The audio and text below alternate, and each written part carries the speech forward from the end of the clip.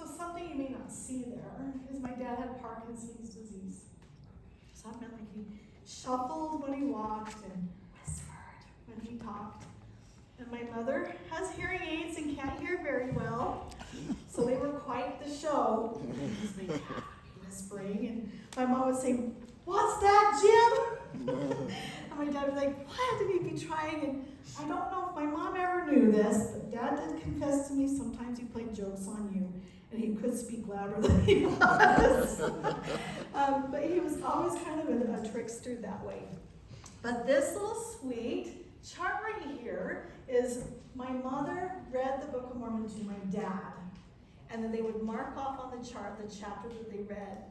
And so this marked I think Elaine took this picture. This marked when they finished the Book of Mormon just before he passed, a few months before. So Dad was in the Air Force. This is a picture of him there. And after he left the Air Force, he just couldn't get planes out of his mind. So he decided to build them. And he built model airplanes. And he would compete with them. He would cut out the wood, and he'd sand it, and he'd paint it. And he'd go to all the hobby stores to look for the right size engine to lift that plane. And my job as a little girl is we would go, and I asked some of you guys yesterday, so I know you're like, I already know this story. There's a field just east of Jordan Commons and west of Mount Jordan Middle School in Sandy, Utah. Raise your hand if you know where I'm talking about. It's okay if you don't. You can picture this big grass field. Well, that was my dad's practice field to practice flying his planes. And he would often have me go with him, and my job was to catch the plane. This is him from the Air Force. I forgot to tell you that too. And so my mom would tell me my secret mission was to bring him home in time for dinner. Sometimes we'd make it, sometimes not, but she never got upset over that.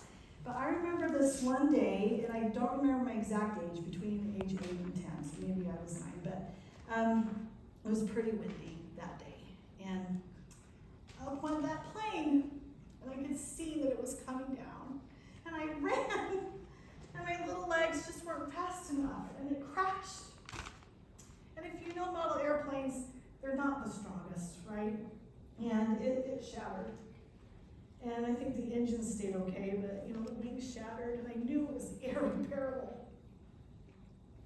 And my dad came over to me. And he's gonna be so mad. But he wasn't mad. And he knelt down, because I'm like crying, and he touches my back. He says, "Oh, Mitchell," my nickname, "it's okay. Now I can build a new one." The lesson I learned that day is things can be repaired. Hearts can be healed. People matter more than things. That's a lesson in a lifetime. This little bust of Christ we've had for about 30 years. I think we got it as a wedding gift, my husband and I. Well, something you may not be able to see from where you're sitting is one of my kids. You know how kids play ball in the house? Yeah, it shattered. And so, it shattered, not completely unrepairable, but you can come if you want. We put it back together, and that was probably about 10 years ago that it shattered. And so I just keep it, and I know it's not the most beautiful, it's getting old. It just kind of represents to me hearts can be healed. This little angel I've had for about 20 years, so she's not the best either. Her wings have kind of fallen off. It's given to me by a student. I used to teach young mothers high school. So I taught students who were pregnant, and they were coming back to school to get their diploma or their GED if they had aged out. And I had one student, her father passed when she was 12, and she got pregnant. She had a baby, and when she was 14, she got pregnant again. And when she was 16, she married the guy. It was the same father. And I just remember being so frustrated with her, like, pull it together. And on her third pregnancy, she was bedridden. And so the district hired me to go visit her in her home to help. We had packets at the time they could do to make up credit. Oh, you guys, I apologize, but thanks for being here.